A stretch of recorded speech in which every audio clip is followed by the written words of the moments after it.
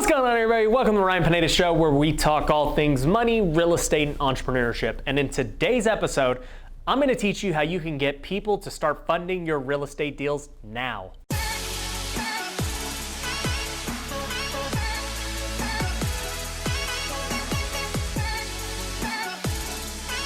So when I talk to new people who are trying to get in the real estate investing game, their biggest holdback is money. And it makes sense. Most people who want to get into real estate investing don't like their job, they're not making enough money, so they want a new career.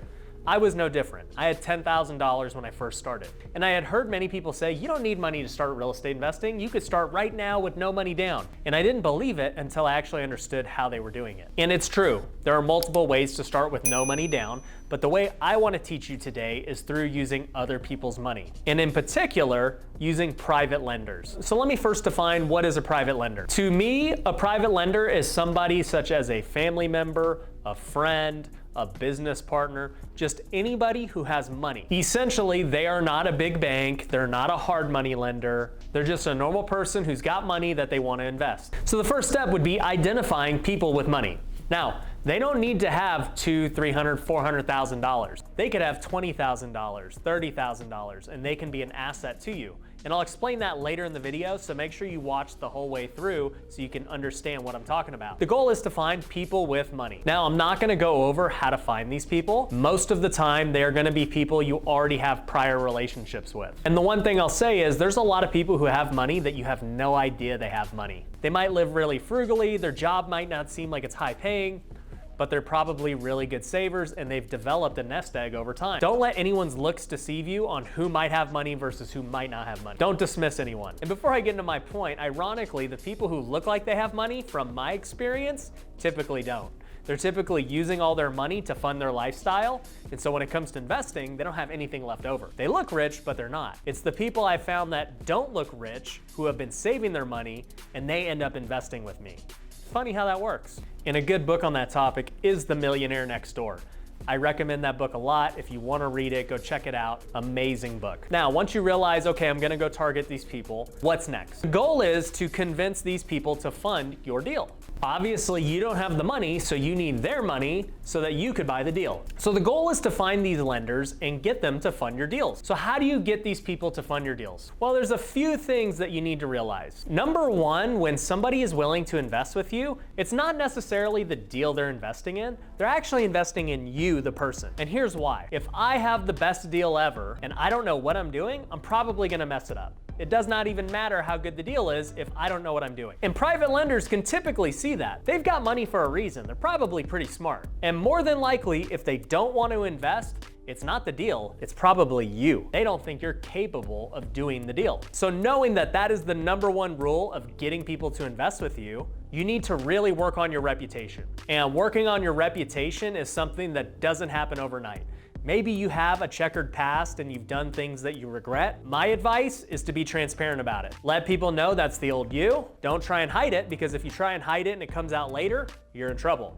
Just own it. Let people know you screwed up and you're on a new path. That's if you messed up. Now let's say you've got a great reputation. People know you in the community, you're trustworthy. It's gonna be a lot easier for you to go and raise money. People know you're smart, they like you, you're personable, you're trustworthy. Those are characteristics that people with money would like to invest in. So reputation is key. Now, reputation will only take you so far. The second most important thing is your track record. Now, this is difficult if you've never flipped homes before. To build your track record and credibility, you'll have to get creative. But it all starts with letting people know what you're doing. So it all starts with social media. The first thing you're gonna do is hit the like button. I had to throw that in there. But after you hit the like button, you're gonna start posting on social media about everything you're doing. You're gonna let people know you read my book, Flip Your Future, and that you're ready to start flipping houses. You like how I'm getting those plugs in? I'm like joking, but I'm not joking, because you wanna let people know you're serious. If you let people know from the beginning of your journey that you're putting in the work to learn, and then you start posting about you actually doing the work, such as making offers, walking properties, doing cold calls,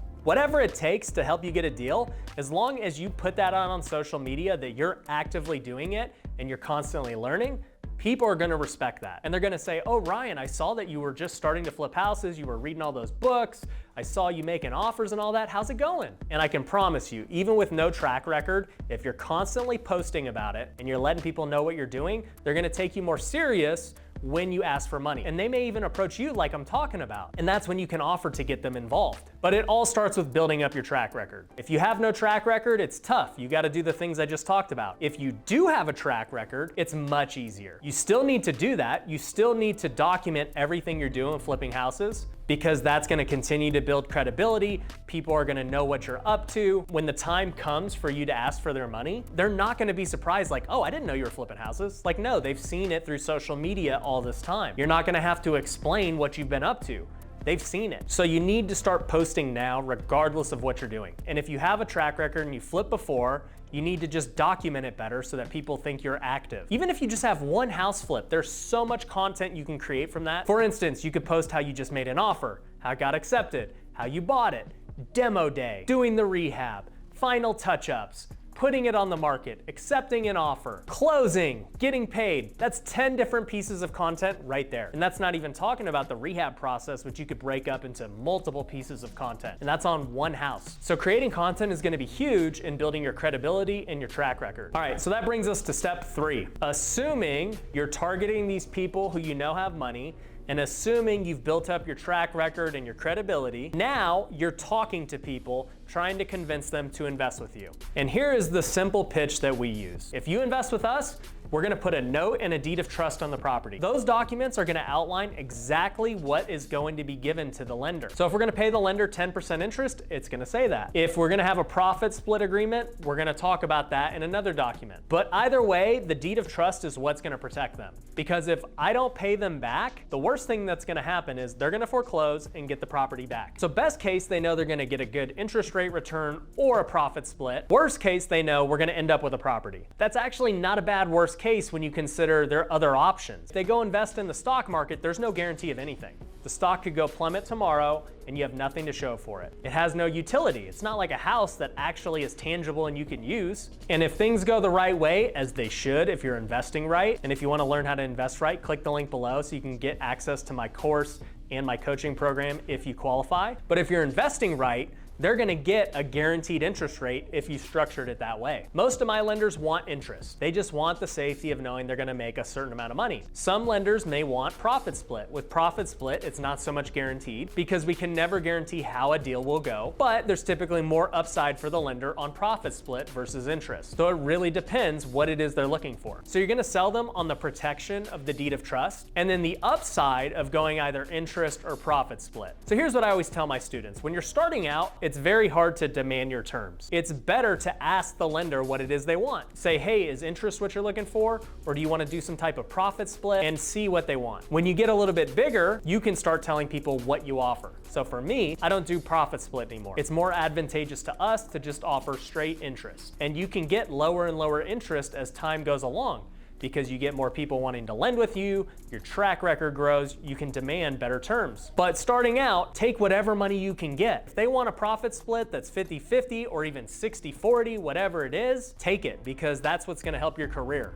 It's better to have 40% of something than 0% of nothing. And if they want straight interest, as long as the deal can still make sense while paying them that interest, then go ahead and do it. But here's my biggest piece of advice. If you stayed with me this long, I'm glad you have, because here's the most important advice. I'm all about having no money into the deal. So I go to my lenders and I always say, hey, I need you to fund the whole deal. And I don't want to pay you until the deal sells. So if I have a house that I know I need $200,000 for, I'm going to tell my lender, hey, I need $200,000. I'm going to pay you 8% annualized interest when it sells. And that way I'm no money into the deal and I'm paying them back once it sells. We all make money together at the same time. That's my #1 goal with every deal. And I can demand that now with where I'm at. But you may not be able to do that starting out. You may have to make interest payments to the lender. They may only want to lend you 90%. Whatever it is, just figure out a way to do the deal. But I'm telling you what you should be striving for. The last piece I want to leave you with is the actual amount of money. So as I said earlier in the video, you don't need somebody with $200,000 to fund this deal.